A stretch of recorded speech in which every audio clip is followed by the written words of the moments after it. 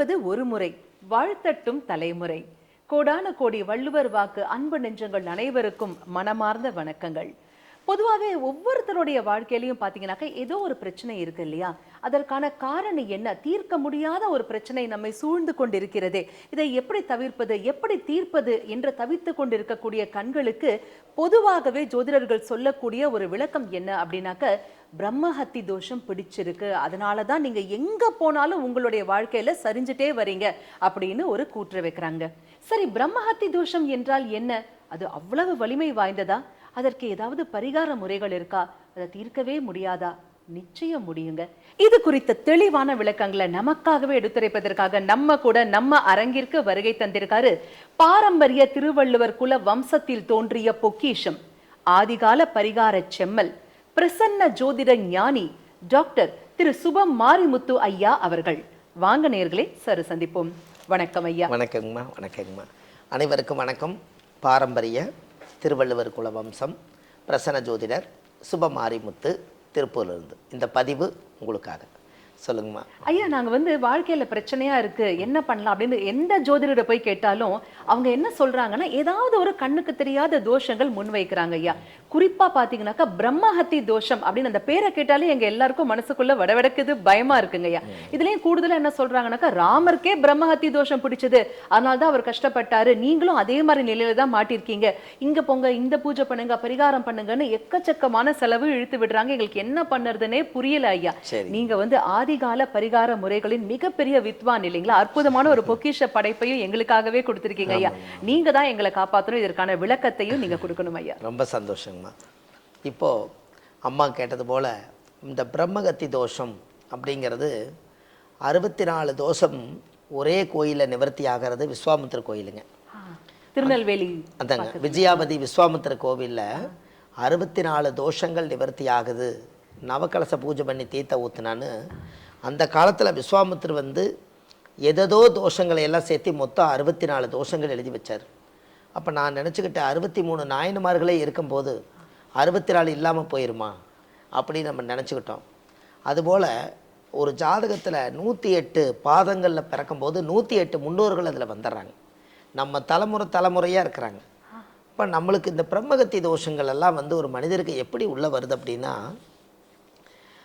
ஆதி காலத்தில் முன்னோர்கள் மனநல சரியில்லாமல் இருக்கிறவங்களுக்கு சரியான வைத்தியம் பார்க்காம அவங்கள கண்டுக்காமல் விட்டு அந்த மனநல சரியில்லாமையே அவங்க ரோட்டில் சுற்றி எங்கேயோ அனாதியாக இறந்து கிடந்தாங்கன்னா, அந்த ஆன்மாவுடைய அந்த தோஷமோ சாபமோ அந்த ரிலேட்டிவான குடும்பத்துக்கு அது சும்மா போகாமல் அந்த குடும்பத்துக்குள்ளே மறுபடியும் ஒரு குழந்தையிலேயே ஒரு மனநல சரியில்லாத மாதிரி ஆயிடுவாங்க.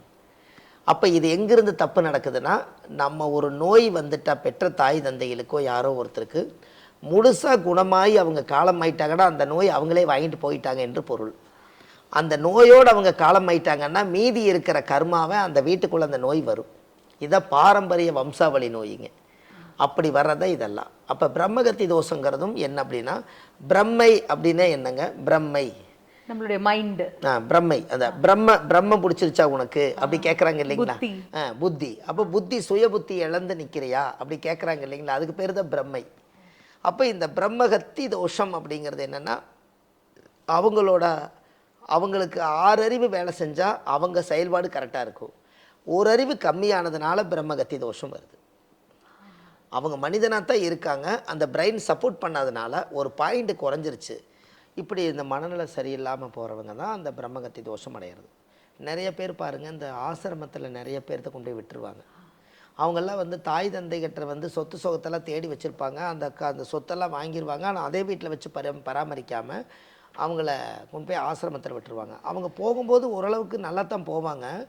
இந்த பசங்களோட இவங்க குடும்ப கவலையெல்லாம் நினச்சி அவங்க எச்சா மைண்டு டிஸ்டர்ப் ஆயிடும் இல்லைங்களா?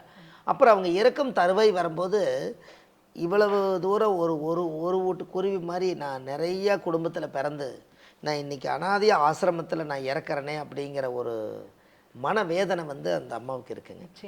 அப்போ இதுலேயே அவங்களுக்கு என்ன ஆகுன்னா, அந்த ஆத்மாவுக்கு பிறந்தது அந்த குடும்பத்தில் அது அப்படியே இருக்குங்க. அப்போ ஒரு நல்ல மரணங்கள் இல்லை, பூர்ண ஆயுள் இல்லை, ஒரு மனநல சரியில்லாமல் போயிட்டு அந்த பிரம்மகத்தி தோஷம் வரும். இதுக்கு எல்லாத்துக்குமே பார்த்தீங்கன்னா ஒரு கோவில் இருக்குதுங்க. இதுங்க ஐயா. ஆமாங்க. இந்த கோவில் என்ன அப்படின்னு கேட்டிங்கன்னா, அதாவது திருமுருகன் பூண்டிங்க, திருமுருகநாத சுவாமி. அதாவது திருப்பூருக்கும் கோயம்புத்தூர் பக்கத்தில் அவனாசிங்க, அவனாசிக்கும் திருப்பூருக்கும் சென்டரில் திருமுருகன் பூண்டின்னு ஒரு கோவிலுங்க. அந்த கோவிலில் வந்து என்னென்னு கேட்டிங்கன்னா, அந்த முருகர் திருமுருகன் பூண்டிக்கு வராதுக்கு முன்னாடி அந்த திருச்செந்தூரில் இருக்கக்கூடிய சூரசங்காரம் பண்ணும்போது அசுரனை வதை செஞ்சுட்டு அவர் அந்த உயிரை கொன்னதுனால முருகனுக்கே அந்த பிரேத தோஷம் பிடிக்குது. அப்பாவுடைய பேச்சை கேட்காம மகன் என்னென்னமோ செய்கிறாருன்னு சொல்லி கடைசியில் அப்பா அவகிட்ட, அது சிவன் கோயிலுங்க, திருமுருகன் பூண்டியில் இருக்கிறது வந்து சிவன் கோயில். எங்கே இருக்குங்க ஐயா அது? அது திருப்பூர் ப்ளஸ்ஸு அவனாசிக்கு சென்டரில் இருக்குதுங்க.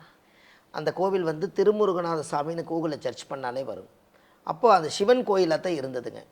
அங்கே வேலு மயில் வெளியே நிறுத்திட்டு அப்பாவை பார்க்க போகும்போது ஆயுதத்தோடு போகக்கூடாதுன்னு ஆயுதம் இல்லாமல் போன கோவில் திருமுருகன் பூண்டி. அந்த கோவில் பார்த்திங்கன்னா படிப்படியாக இறங்கி போகும். எதனால் இறங்கி போகிற மாதிரி கட்டிக்கிறாங்கன்னா, சூரியன் வந்து அஸ்தமனம் ஆகும்போது கொஞ்சம் கொஞ்சமாக வந்து வருஷத்தில் 3 நாள் இந்த சூரிய ஒளி வந்து சிவனுக்கே படுங்க. அப்படி அந்த காலத்தில் கோயில் கட்டியிருக்காங்க. அந்த கோயிலை கட்டி அதுக்கு உண்டானது எல்லாமே பண்ணி வச்சுருக்காங்க. அந்த கோவிலில் முருகர் போய் சிவன்கிட்ட கேட்ட உடனே, இப்படி என்னுடைய மகனுக்கு இப்படி ஒரு சோதனையான்னு சொல்லி அந்த கிணத்துல ஒரு தீர்த்தத்தை வர வச்சு அதில் நவக்கலச தீர்த்தம் எடுத்து சிவனே வந்து முருகனுக்கு பரிகாரம் பண்ணி, அந்த சிவன் வந்து முருகருக்கே அந்த பிரம்மகத்தி தோஷை நிவர்த்தி பண்ணுறதுக்காக அந்த தீர்த்தை ஊற்றுனதுனால முருகனுக்கே பிரம்மகத்தி தோஷை நிவர்த்தியாச்சுங்க. இந்த கோவில் வந்துங்க அந்த நம்ம திருமுருகன் பூண்டி திருப்பூர் பக்கத்தில் இருக்குது.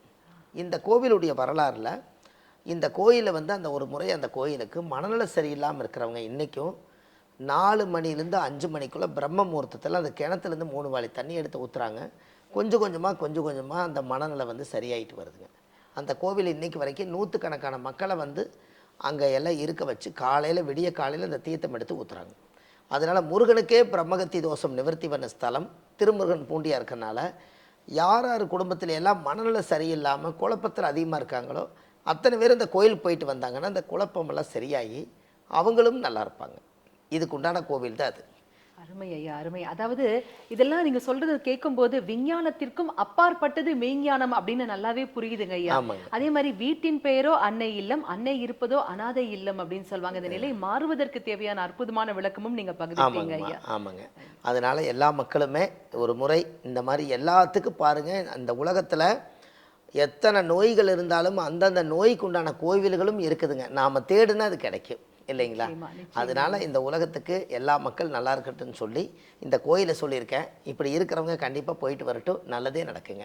அருமை ஐயா. யாம் பெற்ற இன்பம் பெருக இவ்வையகம்னு நாங்கள் எல்லாருமே நன்றாக இருப்பதற்கு தேவையான அற்புதமான வழிமுறைகள் எங்களுக்காகவே ஒவ்வொரு நிகழ்ச்சியிலும் நீங்க வந்து பகிர்ந்துக்கிறீங்க ஐயா. சரி, கோடானு கோடி அன்பு நெஞ்சங்கள் அனைவர் சார்பாகவும் சிரம் தாழ்ந்த நன்றிகள். ரொம்ப நன்றிங்க. அனைவருக்கும் யாராருக்கெல்லாம் உடல் ரீதியாக மனநல சரியில்லாமல் ரொம்ப கஷ்டப்படுறவங்க திருமுருகநாத சுவாமியுடைய சன்னிதானத்துக்கு வந்து அங்கே கீழே கூகுளில் சர்ச் பண்ணிங்கன்னா திருமுருகநாத சுவாமியுடைய சன்னிதானம் வரும். அந்த கோவிலில் வந்து சாமிக்கு ஒரு 6 விளக்கு தீபம், சாமிக்கு தேங்காய் பழம் மாலை கல்கண்டு வாங்கி அர்ச்சனை பண்ணி அந்த கோவிலில் சாமி கும்பிட்டு வாங்க. உங்களுக்கு எல்லா பிரச்சனையும் தீர்ந்து வாழ்க்கையில் நீங்கள் வெற்றியோடு வருவீங்க என்று சொல்லி பாரம்பரிய திருவள்ளுவர் குலத்தில் பிறந்த அடியன் சுப மாரிமுத்து ஆத்மாத்தமாக இந்த பரிகாரத்தை சொல்லியிருக்கிறேன். ஆதிகால பரிகாரத்தை எல்லா மக்களும் பலனடையட்டும். வாழ்வது ஒரு முறை, வாழ்த்தட்டும் தலைமுறை. நன்றி, வணக்கம். பாரம்பரிய திருவள்ளுவர் குல வம்சத்தில் தோன்றிய பொக்கிஷம், ஆதிகால பரிகார செம்மல், பிரசன்ன ஜோதிட ஞானி டாக்டர் சுபம் மாரிமுத்து ஐயா அவர்களால் உருவாக்கப்பட்ட மிகப்பெரிய பொக்கிஷ பெட்டகம்தான் இந்த ஆதிகால பரிகாரங்கள் பாகம் 1. ஒவ்வொருவரும் வாழ்க்கையில பிரச்சனை தீர்வதற்காக அங்க இங்கன்னு எல்லா இடத்துக்கும் ஓடுறோங்க. ஆனா எங்கேயுமே போக வேண்டாம். நம் இல்லத்தில் இருந்தபடியே இந்த ஒரு பொக்கிஷ பெட்டகத்தை நம் அருகே எடுத்து வைத்துக் கொண்டு இதனை நன்கு கவனித்து பார்த்தாலே போதும், நிச்சயம் நம் வாழ்வின் துன்பங்கள் அனைத்தும் காணாமலே போகும். அந்த அளவிற்கு ஆதிகால பரிகார முறைகள் குறித்த அற்புதமான படைப்புகளை இந்த பொக்கிஷ பெட்டகத்தில் உள்ளடக்கி நம்ம ஐயா டாக்டர் சுபம் மாரிமுத்து அவர்கள் நமக்காகவே கொடுத்திருக்காரு. இது ஒவ்வொருத்தர் வீட்லயும் இருக்க வேண்டிய மிகவும் முக்கியமான ஒரு பொக்கிஷம். ஆக இந்த புத்தக பொக்கிஷம் உங்களுக்கும் வேணும்னா நீங்க உங்க டிவி ஸ்கிரீன்ல கீழே ஸ்க்ரோல் ஆகிற நம்பருக்கு இப்பவே கால் பண்ணுங்க. உங்களை தேடி இந்த பொக்கிஷம் உங்கள் இல்லத்திற்கே வரும். எல்லோரும் எல்லாமும் பெற வேண்டும், இல்லாமை இல்லாத நிலை வேண்டும். வாழ்வது ஒரு முறை, வாழ்த்தட்டும் தலைமுறை. அனைவருக்கும் வணக்கம். பாரம்பரிய திருவள்ளுவர் குலவம்சம் பிரசன்ன ஜோதிடர் சுப மாரிமுத்து திருப்பூர் இருந்து இந்த பதிவு உங்களுக்காக. இன்றைக்கு வள்ளுவர் வாக்கு யூடியூப் சேனலை உலகம் பூரா நிறைய பேர் மக்கள் பார்க்குறாங்க. வள்ளுவர் வாக்கு யூடியூப் சேனலில் நீங்கள் போய் பார்த்தீங்கன்னா ஒரு 1300 பரிகாரங்கள், ஆதிகால பரிகாரங்கள் நிறைய கொடுத்துருக்கேன். எல்லா மக்களுக்கும் பயனுள்ள தகவலாக இருக்குது. உங்களுக்கும் ஏதாவது முக்கியமானது தேவைப்பட்டால் வள்ளுவர் வாக்கு யூடியூப் சேனலில் போய் பார்த்தீங்கன்னா உங்களுக்கு நிறைய விஷயங்கள், நல்ல நல்ல விஷயங்கள் கிடைக்கும். ஒரு பரிகார கோவில் கிடைக்கும். தினமும் உங்களுக்காக இந்த ஒரு விஷயத்தை செய்து கொண்டிருக்கேன். வாழ்க்கையில் ஒரு மிகப்பெரிய பொக்கிஷமான விஷயங்கள் எல்லாம் எழுதி கொண்டு வந்துட்டுருக்கேன். இது எல்லாமே ஆதிகால பரிகாரம் வள்ளுவர் வாக்கு யூடியூப் சேனலில் போய் நீங்கள் ஒரு சப்ஸ்கிரைப் பண்ணி வச்சுக்கோங்க. அதில் இருக்கக்கூடிய நிறைய விஷயங்களை மக்களுக்கு பரிமாற்றம் செய்யுங்க. நல்லதே நடக்கும். வாழ்வது ஒரு முறை, வாழ்த்தட்டும் தலைமுறை. நன்றி, வணக்கம்.